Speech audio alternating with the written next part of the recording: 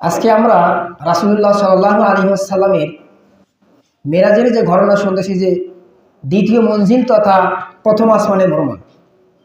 গত সপ্তাহে আমরা অল্প একটু শুনেছি যে রাসূল সাল্লাল্লাহু আলাইহি ওয়াসাল্লাম শুধু প্রথম আসমানে গিয়ে বাবা আদম আলাইহিসসালাতু ওয়াসসালামের সাথে সাক্ষাৎ করলেন। সাক্ষাৎ করার পর কথাবার্তা হলেন, সেখান থেকে আমরা আলোচনা শেষ করে দিয়েছি। ইনশাআল্লাহ তাআলা আমরা আজকে আরেকটু সামনের দিকে আগাবো যে আল্লাহ রাসূল সাল্লাল্লাহু আলাইহি ওয়াসাল্লাম প্রথম আসমানে তার সঙ্গে কোন কোন অলৌকিক ঘটনাগুলো ঘটল, তিনি কি কি দেখলেন সেই প্রথম আসমানে, আমরা জানবো ইনশাআল্লাহ তাআলা। তো এই যে মেরাজটা আমরা পেলাম, মেরাজটা থেকে আমাদের অনেক কিছু শিক্ষা নেওয়ার আছে। আল্লাহ রাসূল সাল্লাল্লাহু আলাইহি ওয়াসাল্লাম মেরাজের আমরা বলি 14 দফা, বা রাসূল আমাদের জন্য কি কি নিয়ে আসলেন সেই বিষয়গুলো আমাদের স্পষ্টভাবে জানতে হবে। যে রাসূল আল্লাহ সুবহানাহু ওয়া তাআলার সঙ্গে সাক্ষাৎ করার জন্য বাইতুল হারাম থেকে মসজিদুল আকসা থেকে আল্লাহ রাসূল সাল্লাল্লাহু আলাইহি ওয়াসাল্লাম কোথায় চলে গেলেন? আরশে আজিমে চলে গেলেন। আল্লাহ রাসূল ছাড়া পৃথিবীর কোনো নবী আরশে আজিম পর্যন্ত যাইতে পারে নাই, বলি সুবহানাল্লাহ। আল্লাহর নবী সাল্লাল্লাহু আলাইহি ওয়াসাল্লাম প্রথম আসমানে গেলেন। প্রথম আসমানে যাওয়ার পর আসমানের দ্বাররক্ষী যখন দরজাটা খুলে দিলেন, সবাই মারহাবা মারহাবা, স্বাগতম স্বাগতম, ওয়েলকাম ওয়েলকাম বলে আল্লাহ রাসূলকে সাদরে গ্রহণ করলেন, বলি সুবহানাল্লাহ। গ্রহণ করার পর আল্লাহ হাবিব সাল্লাল্লাহু আলাইহি ওয়াসাল্লাম যখন সামনের দিকে একটু অগ্রসর হলেন, আমরা জানছি, আমরা গত সপ্তাহে শুনেছি বাবা আদমের সাথে সাক্ষাৎ করেছেন, আদম তাকে দোয়া দিয়েছেন, আদম তাকে কল্যাণকর দোয়া দিয়েছেন। তারপর আমরা জানবো যে আল্লাহর হাবিব সাল্লাল্লাহু আলাইহি ওয়াসাল্লাম তারপর কতটুকু সামনে অগ্রসর হলেন। আল্লাহর নবী সাল্লাল্লাহু আলাইহি ওয়াসাল্লাম যখন বাবা আদমের সাথে কথা বলার পর, সাক্ষাৎ করার পর আরেকটু সামনের দিকে অগ্রসর হলেন। সামনের দিকে অগ্রসর হওয়ার পর আল্লাহ রাসূল সাল্লাল্লাহু আলাইহি ওয়াসাল্লাম দেখলেন বিশাল বড় বিরাট আকৃতির মোরগ আকৃতির একটা ফেরেশতা।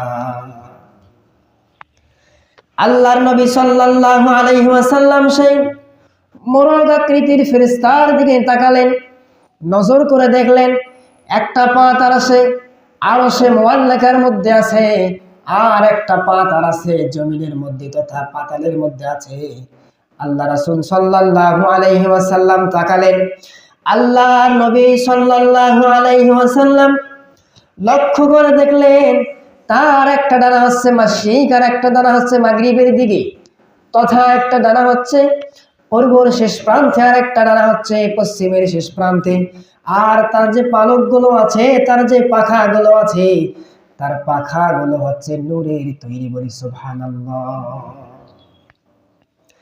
আমার আল্লাহ রাসূল সাল্লাল্লাহু আলাইহি ওয়াসাল্লাম বিশাল আকৃতির মোরগটাকে দেখলেন।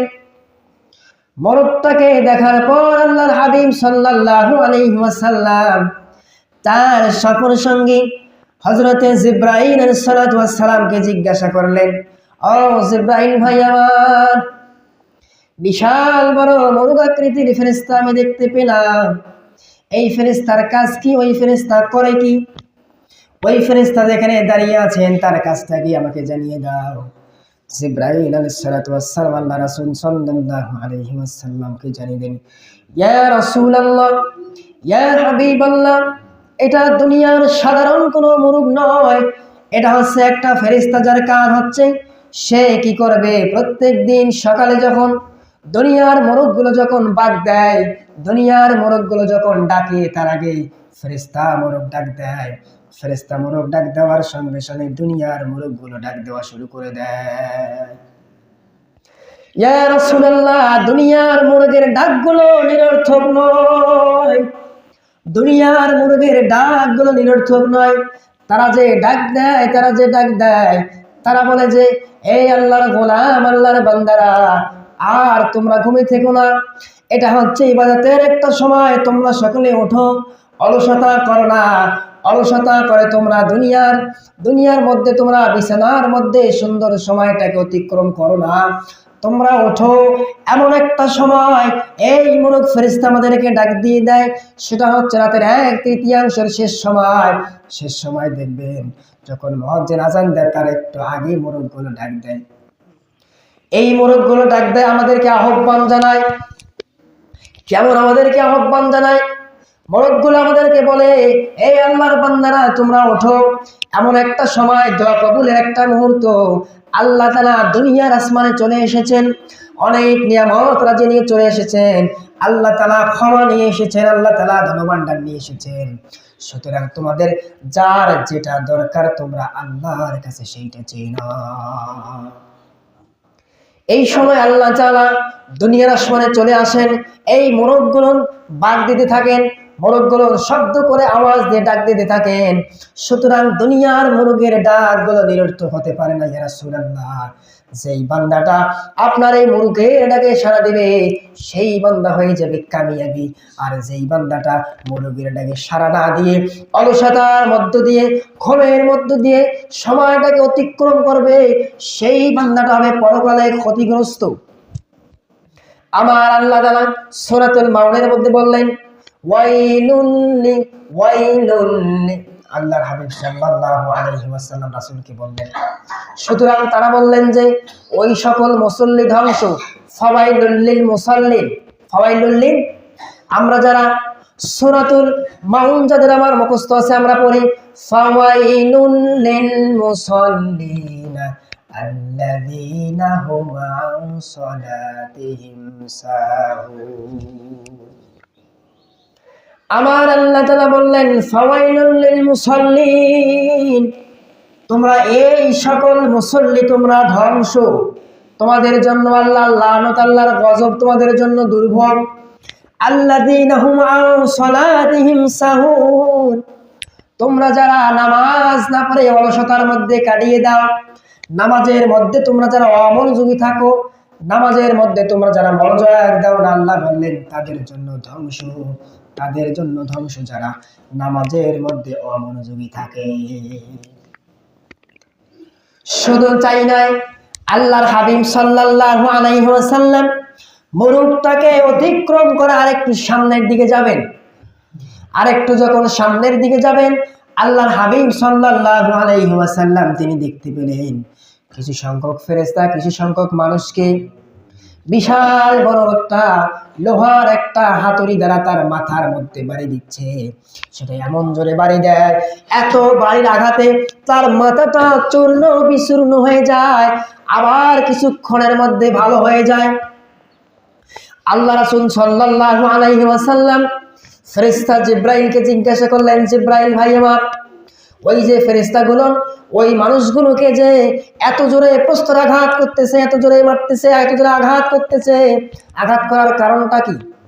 ফেরেশতা বললে, ইয়া রাসূলুল্লাহ, এরা হচ্ছে আপনার উম্মতের মধ্যে ওই সকল লোক যারা নামাজের মধ্যে ছিল অমনোযোগী, যারা নামাজের মধ্যে ছিল উদাসীনতা, তারা নামাজকে আলখাল্লা মনে করত, নামাজ পড়ার জন্য তারা আসতো, তারা কোনো মতে দুই একটা সিজদা দিয়ে চলে যেত, নামাজের প্রতি তাদের খুশি থাকতো না, নামাজগুলো যে তারা পড়তো তাদিল আরকান থাকতো না, না থাকার কারণে আজকে আপনার উম্মতগুলোর জন্য এই শাস্তি হচ্ছে।